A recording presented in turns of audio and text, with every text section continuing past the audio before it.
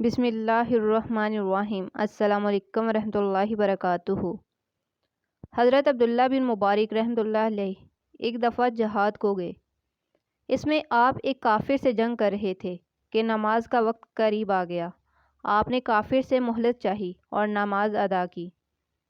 پھر جب اس کافر کی عبادت کا وقت ہوا تو اس نے بھی مہلت چاہی۔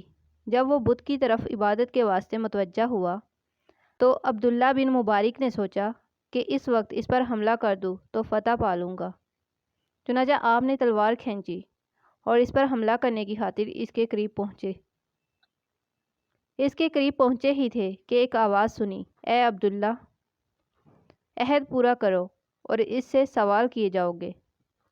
عبداللہ بن مبارک رونے لگے۔ اس کافر نے جو عبداللہ بن مبارک کو دیکھا کہ تلوار کھینچے ہوئے رو رہے ہیں تو وجہ پوچھی۔